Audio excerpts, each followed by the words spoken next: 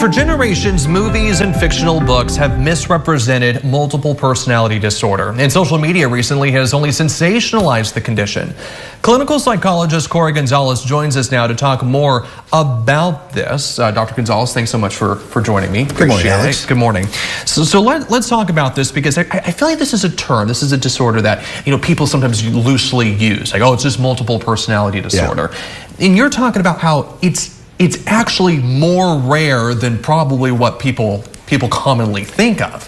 You're right, Alex. Good morning. Hollywood has sensationalized this, but it does occur very rarely, but it is also a very severe condition, and it's now called dissociative identity disorder. It's a disruption of the personality. In other words, people, when under a lot of stress, can shift or split their personality. It's involuntary, and it usually has to do with a lot of trauma.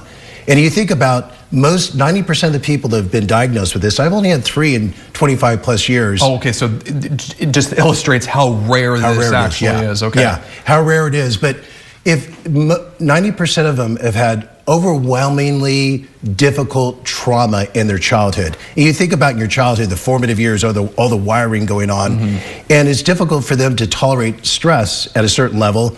And when you're a child being exposed to prolonged, serious, severe trauma, you don't have no place to put it. You can't incorporate it emotionally, cognitively, and so there's a splitting of the personality.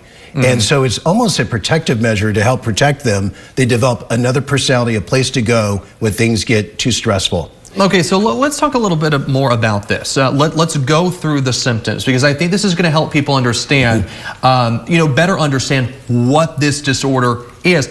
Like I said, and like you mentioned too, this has been sensationalized. I think a lot of people just say, oh, it's multiple personality disorder. But because it is so rare, let's go through these symptoms here. Yeah.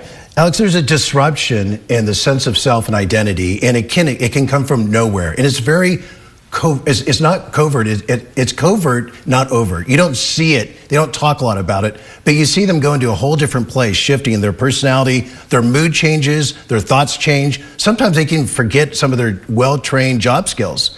And they get frustrated because people are coming at them with feedback, and they're frustrated about what happened. They have a sort of a dissociative amnesia. They don't remember things. And it impairs their functioning, their relationships, it impairs their work. And you think about when somebody's depersonalized, I don't know if you've heard that term before, they become kind of an observer of their own speech, their own actions, and it's kind of that out-of-body thing that happens. And so certain people, a very rare percentage of people have this, but it usually occurs when they're under a lot of stress or trauma, or they get triggered, whether triggers from their past trauma can come up, and they just sort of make that shift in this other place. Now, there are some rare cases where they're more overt about it, talk about being almost possessed. Those are very less frequent, but most of these things are more covert things where they're subtle, and you'll see this shift go on that's involuntary, and you really want to help restructure the personality. It takes a lot of work to restructure the personality. Right. Yeah, to get in there cognitively, educate them about trauma, what can happen with trauma, educate them about, gain insight to what these triggers are, desensitize them to those things, help them have coping skills to regulate their self and more self-awareness about this. And I'm glad that you bring this up, because as always, there is treatment. There is a way out of this. So let's talk a little bit, just quickly, what you need to recognize, and whether you yourself say, hey, I have this disorder, or if you know someone who has this disorder, how do you seek help?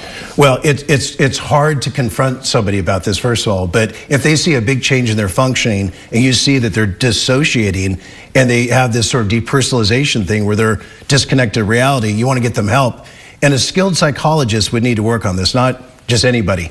And it would take a long time, like I said, to help them educate them about trauma, understand these triggers that set them there, help them put this together and develop a more cohesive, under one umbrella, so to speak, right? Personality, educate them about coping skills, identify these beliefs that set them there, and really, give them skills to help educate about trauma, help them regulate these emotions, this anxiety they get, so that it doesn't disrupt their life so much. It's a very disrupting thing when somebody makes that shift into it's a disruptive identity disorder. So again, it doesn't happen very often, but when it does happen, you really need to get someone help, because it's really going to cause problems with their functioning. It's going to impair them, like their personality's been impaired. All right, Dr. Gonzalez, again, kind of talking about how this is such a rare disorder. All right, appreciate you coming on this morning. Always a